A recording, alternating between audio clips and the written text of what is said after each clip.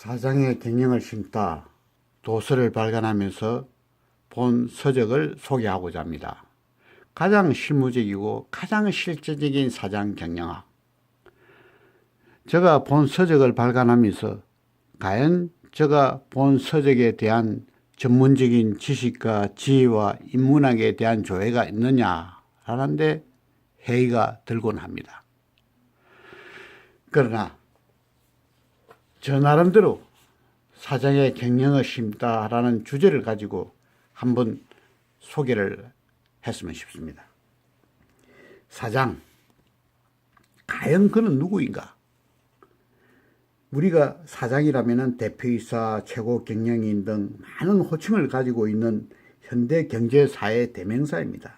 그러나 이것은 대기업의 경우이고 중소기업의 사장은 미숙한 환경 하에서 모든 것을 혼자서 해결하여야 하고 항상 여력이 부족하며 가끔은 초라하게 보이기까지 한 자금의 여력에 없어 허덕이는 하나의 직장인일 수도 있습니다.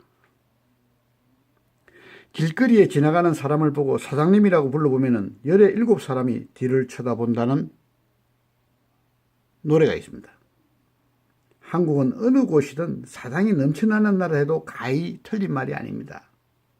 사장, 산업의 명운을 좌우할 수 있는 큰 기업의 사장에서 조그마한 구멍가게 사장까지 그 영역과 폭이 가장 넓은 직업이다 보니 그 영향력은 질과 양에서 정치, 경제, 사회 그리고 문화 모든 전반에 걸쳐 실로 막대한 영향력을 주고 있습니다. 그래서 저는 이 책을 발간하면서 한번 고민을 해봤습니다. 사장이 된다면 경영을 잘 해낼 수 있을까? 사장에게는 어떤 지식과 경험이 필요할까? 사장에게 필요한 모든 것이 책 한 권의 간단 명료하게 수령할 수 있을까? 사장이 필요할 때 펼쳐보면서 경영의 방향과 마음을 잡아주는 책이 없을까? 경영 컨설팅을 주 업무로 하는 일반 컨설턴트에게도 참고가 되는 기업 경영의 바이블은 없을까? 사장을 지향하는 창업자, 경영학도 등 모든 사람에게 도움이 되는 책은 없을까? 이러한 생각으로서 한번 저 나름대로 제가 공부하기 위해서 제가 사장이라는 생각으로 부족한 점을 메꾸기 위해서 사장학을 집필하게 되었습니다. 여기 보시면은 그 메뉴가 있습니다. 이 메뉴에는 33가지 과목이 있습니다. 애당초에 66가지 과목을 선정하여 33가지 과목을 일부러 사장의 경영을 심다. 그 다음에 나머지 33과목을 이부 사장학 바이블로서 책을 만들어 집필하였습니다. 사장의 경영을 심다는 일부 33과목입니다. 왜 33과목이냐? 33과목에 대한 역사적인 배경은 사장학 바이블 책에 설명을 해 놓았습니다. 지금은 그저 33과목에 대해서 안내를 드리며 말씀드리고자 합니다. 첫째 1장에서는 사장은 누구인가? 라는 사장학을 집필했습니다. 두 번째 장에는 리더는 만들어지는 것이다. 라는 리더학입니다. 세 번째는 성공사장의 DNA를 풀어보자. 성공사장의 DNA 공통점을 언급한 사장의 DNA입니다. 네 번째는 무엇이 사장을 실패로 만들었는가? 사장의 실패학입니다. 다음은 사장은 무슨 일을 어떻게 해야 하나? 사장의 업무학을 집필했습니다. 6장은 사장이 단계적으로 배워할 비법은 뭐냐? 41개의 법칙은 설명해 놨습니다. 즉 사장의 실전학입니다. 7장은 사장이 학습해야 할 무엇이 있나? 사장의 학습할 것은 무엇이 있나? 사장의 학습에 대해서 언급하였습니다. 8장은 사장이 어떤 말해도 직원이 믿지 않는 말들이 있습니다. 즉 사장의 거짓말학을 언급했습니다.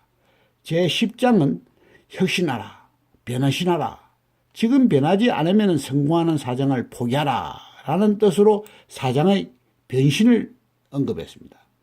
10장은 성공 키워드를 벤치마킹하라, 사장 성공의 키워드를 언급했습니다. 11장은 기업 가치가 10량이면 사장 가치가 9량이고 사장 건강이 8량이다 하는 사장의 건강학에 대해서 언급했습니다. 12장은 사장이 행복하여야 기업이 성공한다 하는 사장의 행복학을 언급했습니다. 제13장은 모든 것을 잊고 떠나라, 이제 새로운 역사가 시작된다 하는 사장의 여행학을 언급했습니다. 제14장은 사장의 인성과 기업 경영 능력을 스스로 평가해보자 하는 사장 자기 테스트학을 언급했습니다. 15장은 인사가 만사다 하는 인사 경영을 언급했습니다. 제16장은 진정한 리더십을 배우라 하는 리더십 경영학을 언급했습니다. 다음에 우리가 제17장에 들어가서 직원을 춤추게 하라 하는 동기부여 경영학을 언급했습니다.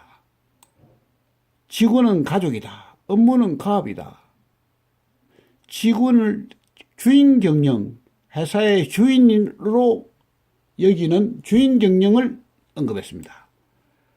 19장 중소기업 사장의 스트레스 일기장을 훔쳐보라, 스트레스 경영학을 언급했습니다. 세상의 이치 속에 경영이 있다 하는 지혜 경영을 언급했습니다. 제21장 질문으로 경영의 길을 찾아간다, 21장을 언급했습니다. 언제 들어도 가슴 뛰는 말 열정 경영을 언급했습니다. 23장 상상이 현실이 된다 하는 상상 경영을 언급했습니다. 24장 동행하는 경영으로 윈윈 전략을 만들자, 상생 경영을 언급했습니다. 한민족의 뒤에는 융합이다, 융합 경영을 언급했습니다. 26장에는 금맥을 찾지 말고 인맥을 찾아라 하는 인맥 경영을 언급했습니다. 27장 소통을 통하여 인간 경영을 배운다 하는 소통 경영을 언급했습니다. 28장 성자는 시간을 끌고 가고 패자는 시간에 끌려간다 하는 시간 경영을 언급했습니다. 29장 숫자에 그런 게 깊은 뜻이 있는 줄 몰랐다는 숫자 경영을 언급했습니다. 30장 뒤집어 보면 새로운 것이 보인다는 역발상 경영을 언급했습니다. 31장에서는 만들어가는 운으로 사장의 기운을 붙들어 주자 하는 운 경영을 언급했습니다. 32장에서는 돈이 나갈 때는 돈 주인이 혼도 빼나간다 하는 돈 경영, 마니 경영을 언급했습니다. 그리고 마지막으로 33장 마지막으로 성경에 숨겨진 최초의 경영을 찾아라 하는 성경 경영을 언급했습니다. 33의 마지막 성경 경영을 언급한 것은 예수는 AD 33년에 죽음에서 33번의 기적을 행하였습니다. 그래서 성경 경영학으로서 33번째 성경에서 숨겨진 태초의 경영을 찾아라고 언급하면서 이 장을 마무리 짓겠습니다. 이상으로 본 장의 내용을 간단히 설명하면서 사장의 경영을 쉽다, 여러분이 같이 연구하고 고민하면서 언제든지 저희 부족한 점을 같이 토론하고 여러분이 필요하다면 제가 조금이나마 제가 가지고 있는 경험과 지혜를 들려주고 싶습니다. 감사합니다.